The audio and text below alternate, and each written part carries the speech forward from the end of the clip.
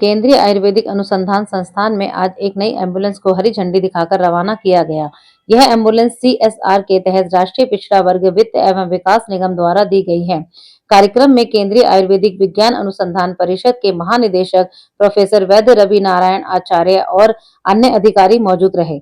यह एम्बुलेंस आपात स्थिति में मरीजों को जल्दी अस्पताल पहुंचाने और दूर दराज के इलाकों में स्वास्थ्य सेवाएं मजबूत करने में मदद करेगी। यह पहल जनसेवा की दिशा में एक अहम कदम है। आज एक एम्बुलेंस की शुरुआत हुई है, वो भी विधि विधान से और पूजा के साथ में एक बदलाव देखने को मिल रहा है। आप क्या कहना चाहते हैं?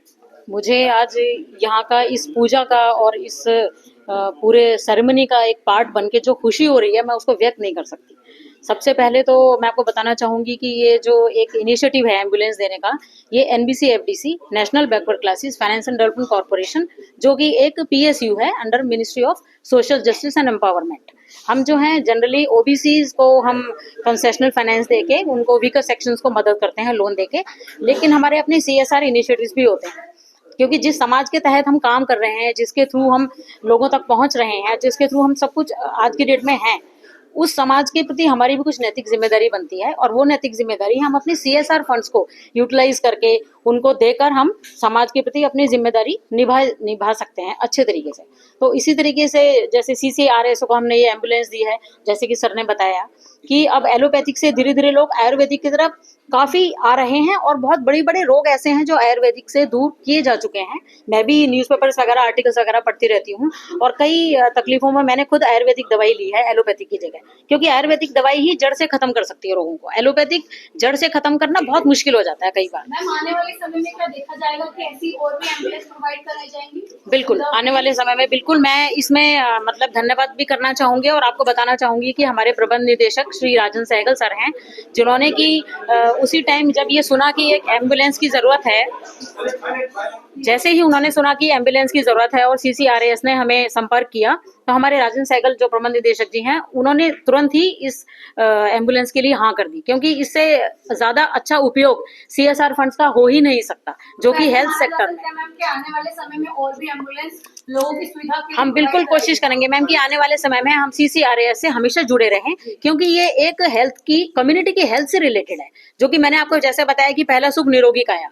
तो सबसे पहले ऐसा नहीं है कि आयुर्वेदिक उसमें एम्बुलेंस की जरूरत नहीं पड़ती। अब जैसे सर ने बताया कि 50 बेडेड हॉस्पिटल है, तो एम्बुलेंस की जरूरत कभी भी पड़ सकती है। अब उसके लिए आप वेट करें और वहां तक डॉक्टर तक पहुंचे या सर्जरी या जो भी होनी है वहां तक पहुंचे, और तब तक अगर इंसान की हालत और खराब हो जाए, तो फिर हम आप उसको आयुर्वेदिक को दोष नहीं दे सकते, उसमें हम उन सर्विसेज को दोष देंगे जो हम एक्सेस नहीं कर पाए इमीडिएटली।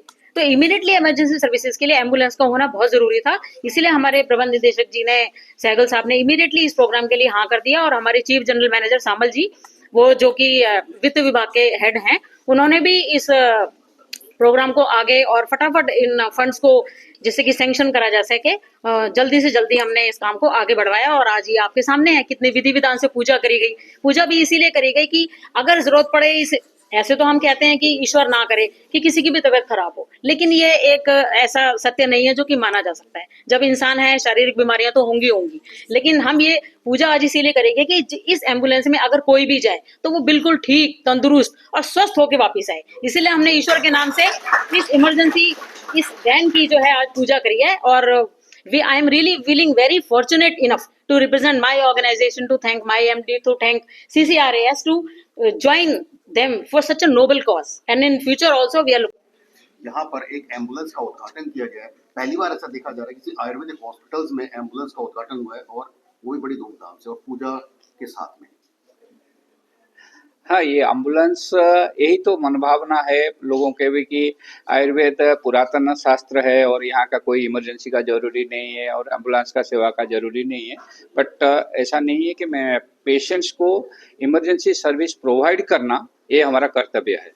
अगर आयुर्वेद में ट्रीटमेंट लेते लेते कोई इमरजेंसी में आ जाता है, उनको एक रेफरल हॉस्पिटल में पहुंचाना ये बहुत ज़रूरी बात होता है, जिसके लिए हमने 108 पे इंतज़ार करते हैं दूसरे के लिए। बट हमारे पास ये एक 50 बेडेड हॉस्पिटल है और पेशेंट कई कंडीशंस में इमरजेंसी जब मैनेजमेंट सीरियस कंडीशंस में हो जाता है, एग्रावेट कर लाता है डिजीज कंडीशंस को, तो उसको भी हायर रेफरल सेंटर को भेजना पड़ता है। तो उस हिसाब से भी हम जाएंगे और पेशेंट्स को भी जो ज़रूरी पड़ता है, उनका घर से मोबिलिटी होके आना चाहते हैं यहाँ पे भी, हम हम इस सर्विस से उनको घर से पिकअप भी कर सकते हैं कि हाँ यस हमको यहाँ एडमिट होना है, और उनका जो नीडी पेशेंट्स है ये एम्बुलेंस सर्विस भी उसके लिए रहेगा। सर जिस तरह से देखा जाए एलोपैथिक की बजाय लोग आयुर्वेद पे अब ज्यादा विश्वास कर रहे हैं, बीच में काफी पिछड़ापन भी आ गया था, मगर जिस तरह से लोगों का जो रुझाव बढ़ रहा है आयुर्वेद की तरफ और सेंट्रल गवर्नमेंट भी उस पर ध्यान दे रही है, क्या लगता है क्या बदलाव आ रहा है?